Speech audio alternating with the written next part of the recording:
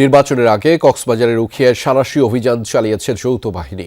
ক্যাম্পের বাইরে থাকা সহস্রাধিক রোহিঙ্গাকে আটক করা হয়েছে, তাদের ফেরত পাঠানো হচ্ছে ক্যাম্পে। উখিয়ার বিভিন্ন ক্যাম্প থেকে বেরিয়ে বাইরে পাহাড় কেটে গড়ে তোলা ঘরে ভাড়ায় থাকছে অনেক রোহিঙ্গা, জড়াচ্ছে বিভিন্ন অপরাধে। ভোটের আগে নিরাপত্তা ঝুঁকি তৈরি হওয়ায় অভিযানে নেমেছে যৌথ বাহিনী। হোয়াইট প্লাস প্রো সেনসিটিভ স্কয়ারের মাঠের বাইরেও তো আমরা এভাবে দেশপ্রেম দেখাতে পারি।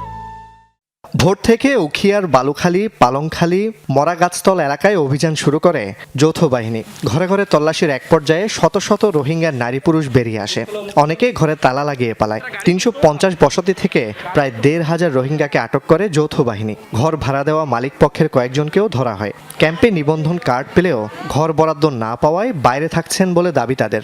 আবার আর কাজ বাড়া বাসালে এর থাকি গাই তো বাড়া দিয়া করে আর তো না হন দাসে মানে ১,৫০০ টাকা দিয়া করে কাঠ গুজি তার ভালো খালি না দি তার জায়গা না পাইবা তার মরা গাতলা থাকি দি বাইরে আসি আর তাই না বাড়ি দেড় গরবারি নাই তোলা কে শুনো আর তোলা তাই না বাড়ি দি কেমন মাথা তাই তো জায়গা না হয় বাড়ালে এর তা কি দি গরম মাথা মায়ু না দি। মরাগাছতল এলাকার চারপাশ পাহাড় ঘেরা হলেও ভিতরের চিত্র ভিন্ন। পাহাড় কেটে গড়ে তোলা অবৈধ বসতি ভাড়া দেওয়া হয় মিয়ানমার থেকে পালিয়ে আসা রোহিঙ্গাদের। জনপ্রতি ৫০০ টাকা থেকে ১,৫০০ টাকা ভাড়া নেন স্থানীয় এক সিন্ডিকেট। ওনারা নতুন আসতেছে তো ওখানে ওনাদের বাসা নেই, তাই দিয়েছিলাম। ওরা বেশি হাতে করছে তো সেই জন্য দিয়েছি। ওরা থেকে বললাম চলে যেতে, তাও যায় নাই। নিবন্ধিত ক্যাম্পের বাইরে রোহিঙ্গাদের বসবাসের কারণে এলাকায় অপরাধ বৃদ্ধির পাশাপাশি আইনশৃঙ্খলা পরিস্থিতিও ঝুঁকিতে পড়ছে।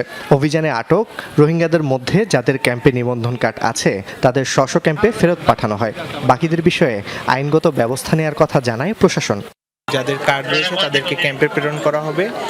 এর বাইরে যাদের বিরুদ্ধে সুনির্দিষ্ট অভিযোগ আছে তাদের বিরুদ্ধে আমরা ব্যবস্থা নিচ্ছি।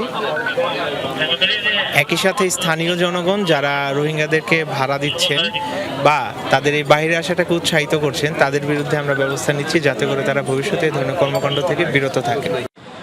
ভোটের আগে এমন অভিযান অব্যাহত থাকবে বলে জানিয়েছে যৌথ বাহিনী। এর আগে চট্টগ্রামের দোহাজারীতেও কয়েক দফা অভিযানে ধরা পড়ে ৩ শতাধিক রোহিঙ্গা। জোবাইর ইবনে শাহাদাত, যমুনা নিউজ।